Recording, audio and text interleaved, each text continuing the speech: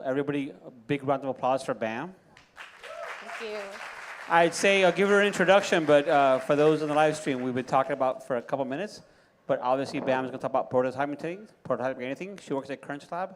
I want to give her all the time possible, so take a big round of applause and let's get her started.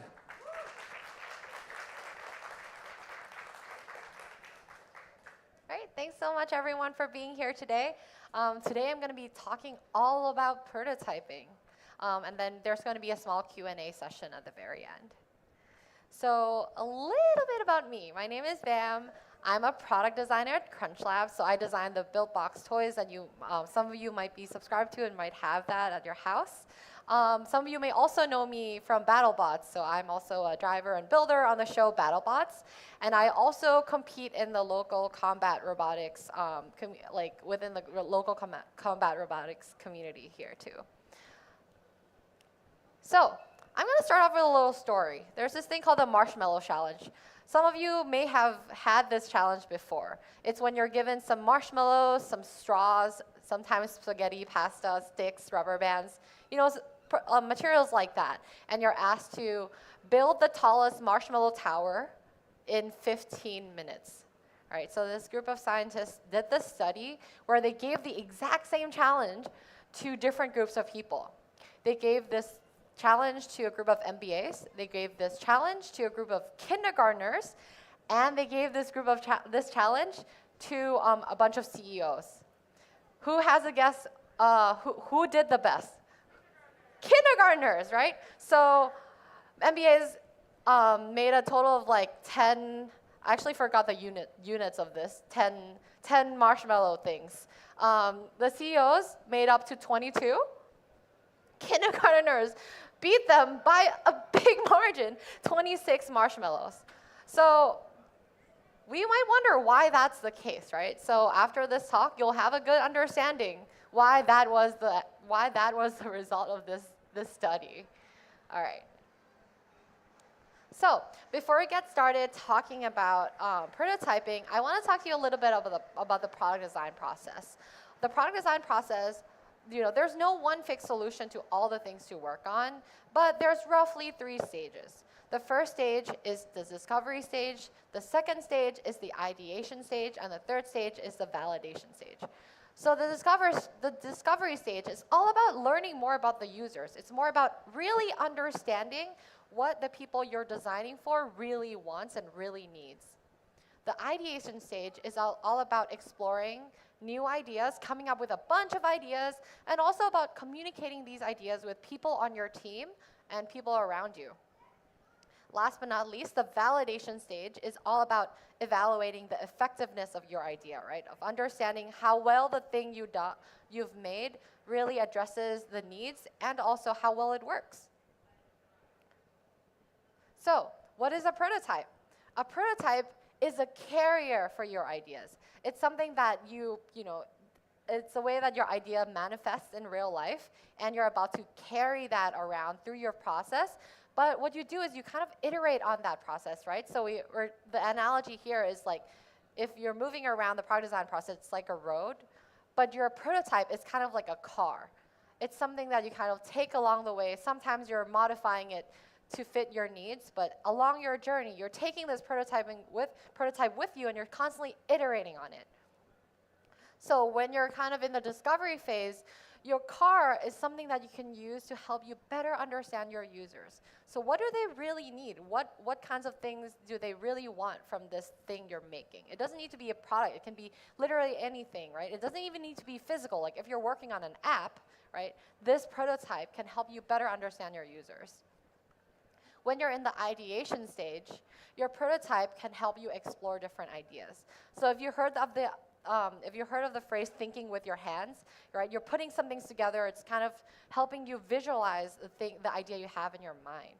It can also help you communicate the ideas to your friends. If you have some coworkers and you have an idea in your head, how do you get that idea across from your head to their head over there? That's through prototyping. And in the last stage is validation. You're building prototypes to kind of improve on how well the thing works, and also to really test your idea to see whether it, going back to discovery, whether it actually addresses the needs of your users. So we're going to take a look at some examples, and all these examples are going to be through the products that all the toys that I've designed in the past few years. So a photo here is me with a prototype of a little bee, actually, and I built that with like a measuring tape. But we're going to be seeing all these kinds of prototypes. All right, so the first example is the CrunchLabs Lockbox. This is the 33rd box in the Build Box product line. It's a little lockbox. So I started off with the idea that I wanted to make a toy that teaches kids about how lock mechanisms work. So the first question I asked myself is, what is the biggest unknown? What is something that I don't really know, right? And the biggest part of this project is all about the mechanism, right? So I started with that. I started with this prototype at the very corner. I'm not even talking about the lock box. I'm just talking about the lock mechanism. So I'm designing just the mechanism and did several iterations on that just to see how the mechanism works and whether it really makes sense to build it under the constraints that we have. And then I started building the form of the lock box, and you can see it started taking different shapes. And then someone on my team saw this prototype, and they're like, oh, wouldn't that be cool if it was a treasure chest? I'm like, yes, it would be awesome if it was a treasure chest. So then I turned it into a treasure chest. But you can see the process of prototyping. You start off with kind of like a low fidelity, a very simple prototype where you can iterate quickly, and you focus on what is the biggest unknown that you have, and then you slowly move towards the function, the form, and like everything else, right? So you can see the prototypes have different functions, and they have different priorities as you move through the design process. And at the very end, we have this final product that got shipped to thousands of homes around the world. And Mark honestly really likes this toy. Mark really, really likes lock mechanisms, and he also really likes lock picking. All right, here's another toy. So this is a toy I worked on with a group of friends in my grad program. We started off with the prompt of, we wanted to get kids outside and play with toys outside and not have screens. So the idea we came up was we wanted a ball toy. And it all started from this silly little sketch over here. They're adorable, right? But this is just an idea. So how do we bring this to life? It's just a ball toy. And the reason we wanted it to be a ball is because we knew that kids naturally play with balls, right? You kind of throw it outside, and you play with it, interact with it in a very natural way. But we also kind of wanted to have its own personality, like maybe add a little electronics to it. But before we get to any of that, we wanted to figure out what it looks like. So our team spent 2 hours debating what to make that ball. We wanted to transform into a ball. So we were debating whether it should look like a little roly-poly or an octopus. Imagine sitting at a table in grad school for 2 hours debating about a roly-poly or an octopus. That conversation went absolutely nowhere. We were polling people had different ideas. So we decided that the fastest way to get this answer was actually just to build it, right? So we just 3D printed this. This took 1 hour to CAD and another few hours to print, but less time than it took for us to debate. We were just like, all right, we're just going to make this and give it to kids. So you can see there's a roly-poly toy here. It kind of rolls into a ball, and the octopus has 8 legs, and it can also roll into a ball. So we gave this toy to kids and see how they interacted with it. Well, we learned so much from this silly prototype that we made, right? We gave it to kids. They played it when they're home. They played it with it in the playground. You can see the different interactions that they play, how they play with the toys. So as you can see, we are learning through the prototypes about how users are interacting with the toys. We are uncovering the kinds of needs that they want from the things that are building in a very, very low fidelity prototype. We did not spend much time building it, right? What we could have done is we could have built a very complicated toy, spent 3 months doing that, and given it to our kids. But we didn't. We focused on something we didn't know. We started super early on a very low fidelity prototype. And it was super duper fun. And what we found was how we ended up deciding on the form factor of this toy is that one kid, we asked them, how would you take care of this toy? And he was holding an octopus in his hand, and he said, I would throw this in the water. And we were like, all right, that is why we're not going with the octopus, because we don't want electronics in the water. So there we went with the other toy. So as you can see, it's, you didn't even need to make the toy realistic, right? Kids were able to put their own imagination into the toy. So then we started prototyping electronics, right, on a breadboard. We started wiring things together with an Arduino. That's when we started investing time into developing the toy further. We came up with this second prototype. We named it Blueberry because it's absolutely adorable. It has this button on its tummy where you tickle it, it does a little giggle.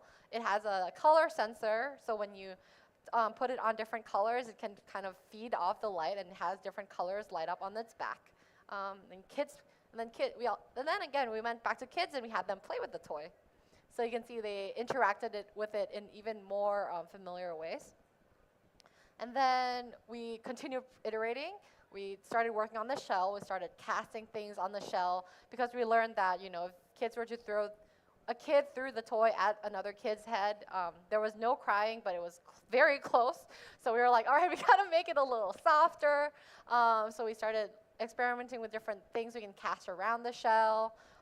We had a copper PCB board. Now we're even developing it even more. And in the end, we had this final. It's still a prototype again, but another more refined prototype.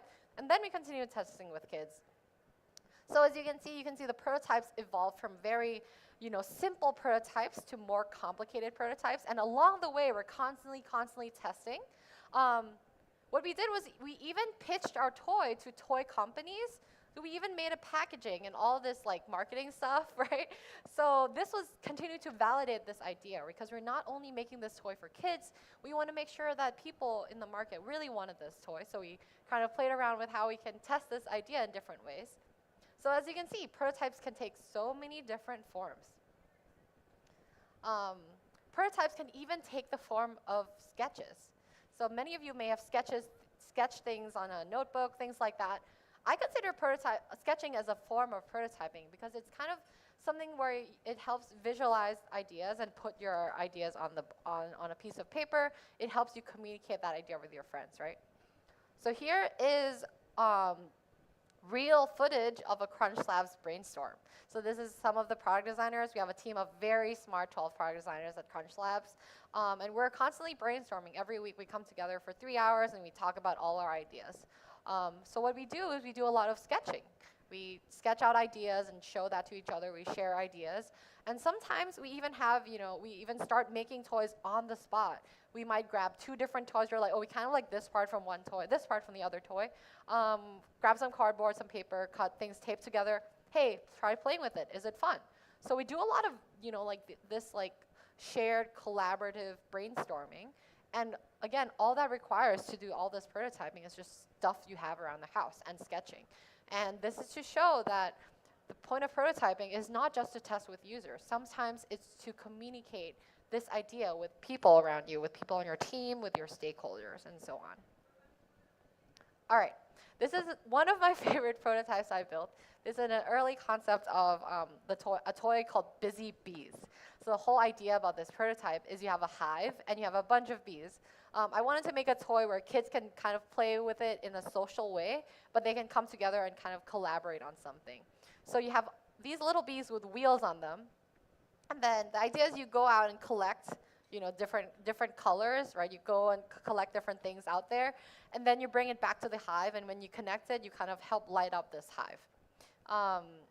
So as you can see, the little bees, they're very simple. I just built that with a piece of foam, hot glue to some Lego wheels. This took me like 5 minutes to make.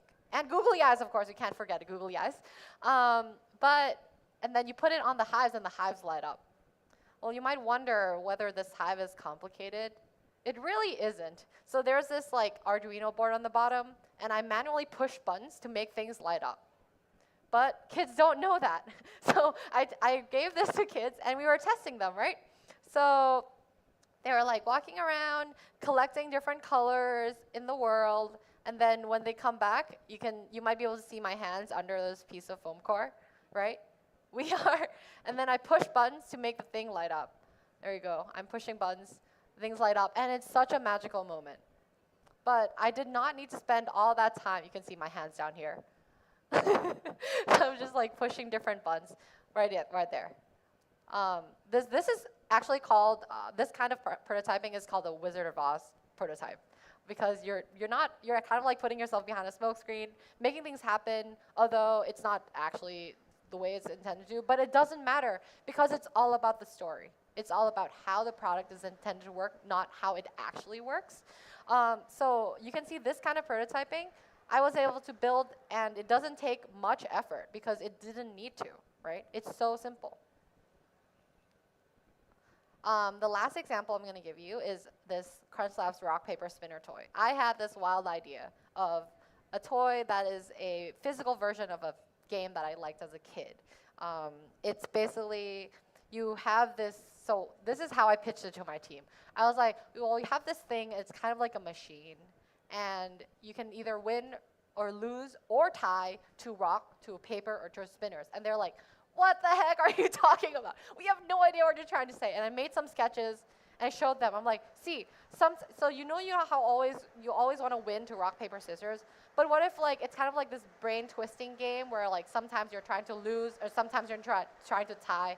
They had no idea what I was talking about. So I'm like, you know what? I'm just going to build it. So I built this prototype. So you have 3 rollers at the top, three faces at the bottom. And you spin it, and then it says either win, lose, or tie, and then rock, paper, scissors.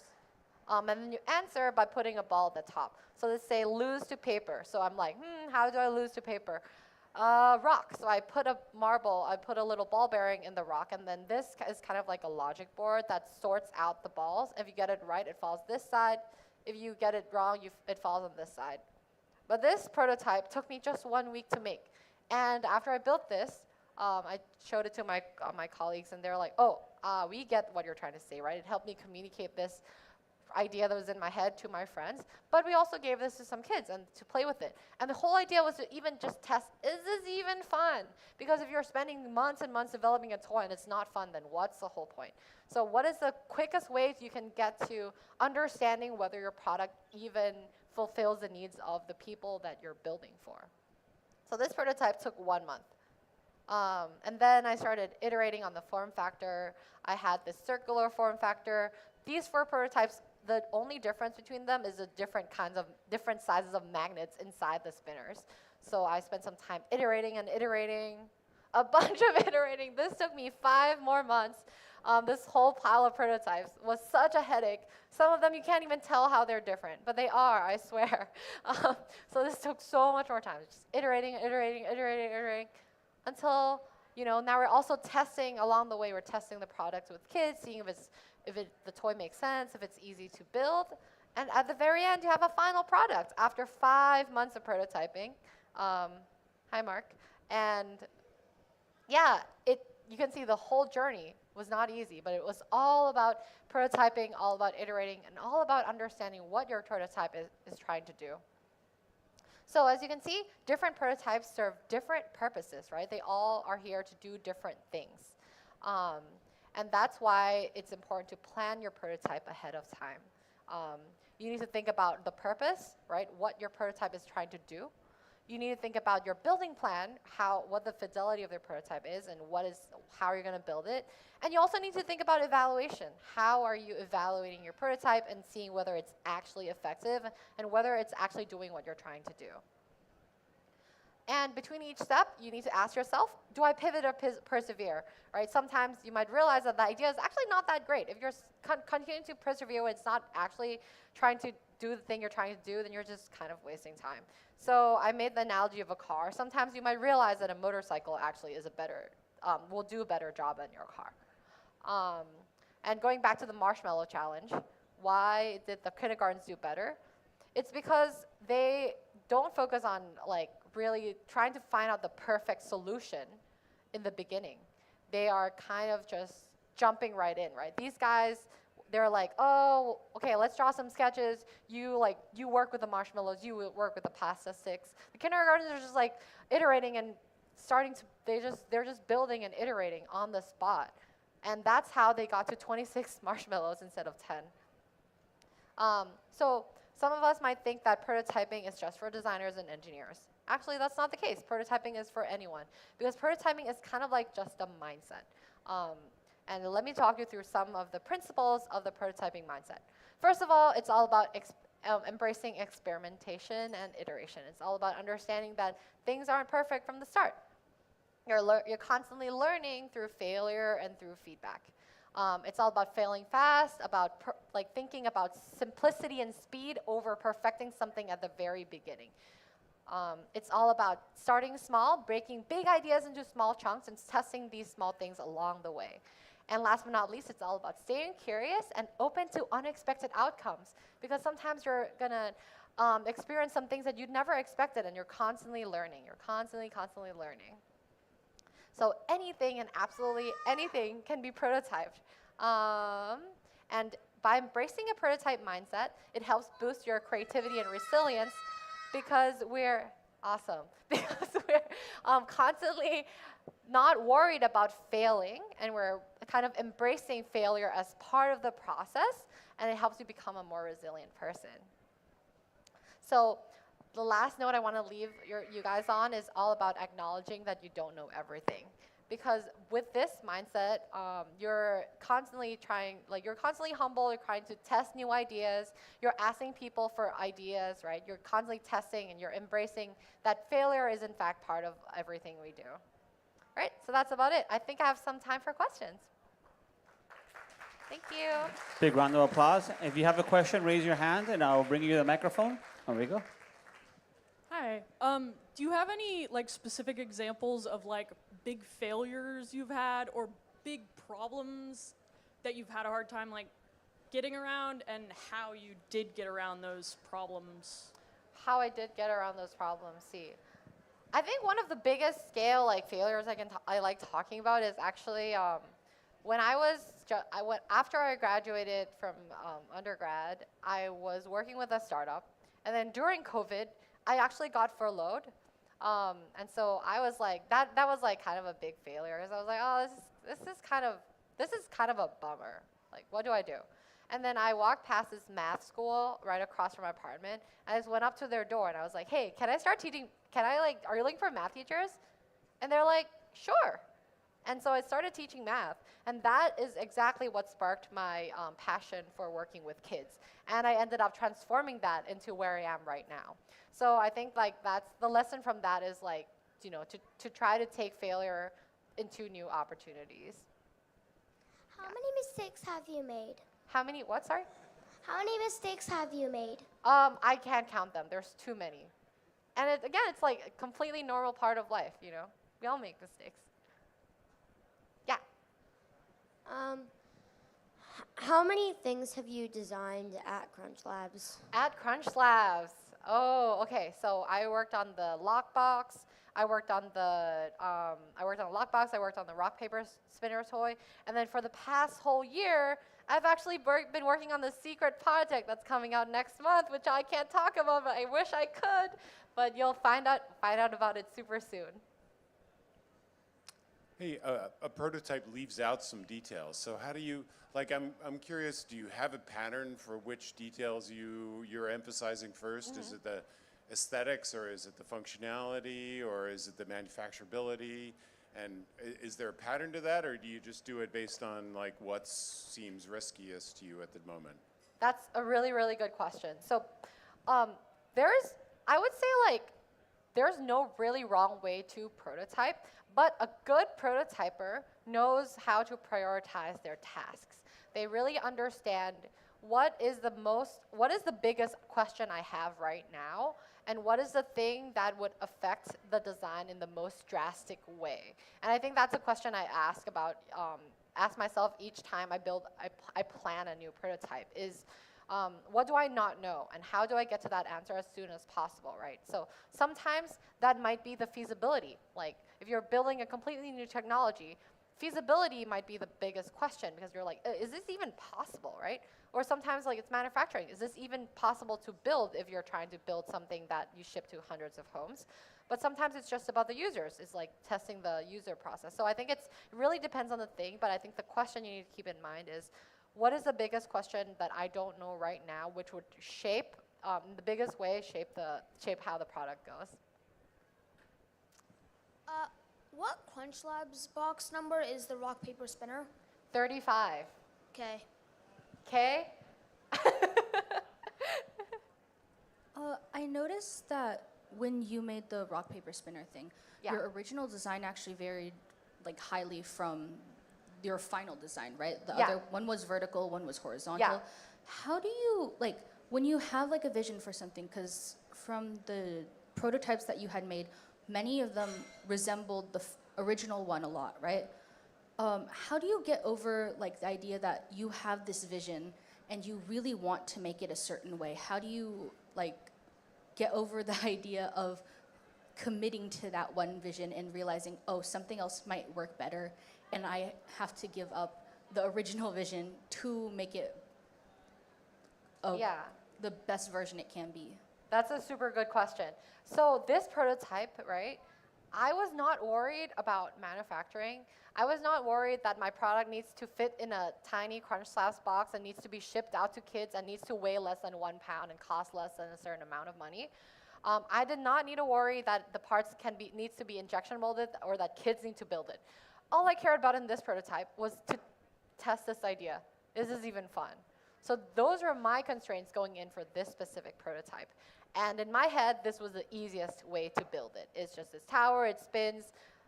These parts, you know, if I were to make this toy a CrunchLabs box, not only would it probably not fit in the box, it would cost 3 times as much because these are all independent molds. However, after I tested this toy, right, the purpose of this prototype is to get this idea. But the purpose of the other prototypes is to actually turn it into a CrunchLabs product. So the constraints are now different. And I talked earlier about pivoting or persevering, right?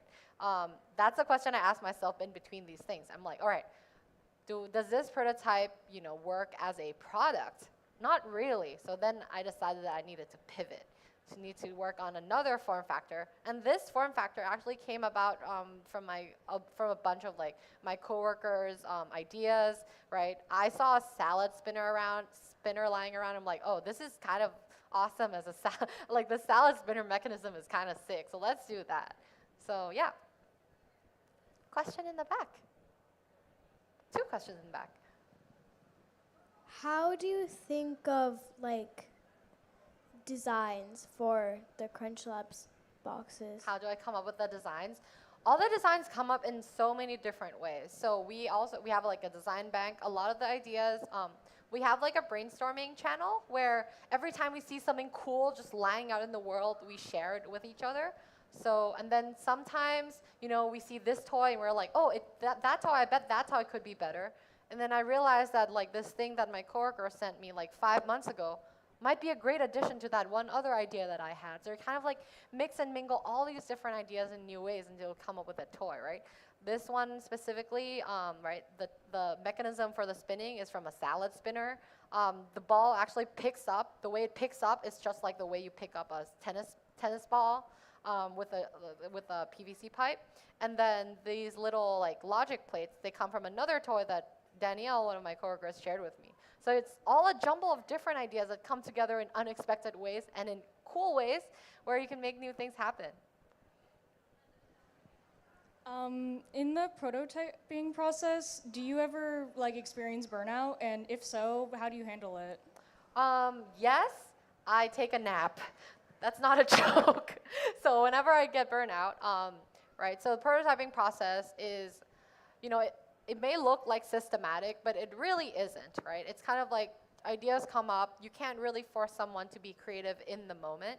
What you do is you kind of just like take a break from it. Maybe you work on another thing, right? Maybe you're working on another project.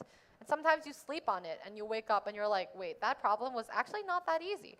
And one of the resources that we can never forget is the people around us. I think it's super important to surround yourselves with people that you feel are smart or capable and can give you some awesome ideas. So most of the times, whenever I get a roadblock, I always get answers from my friends. Can we have a big round of applause for Bam? Thank you. Thank you so much.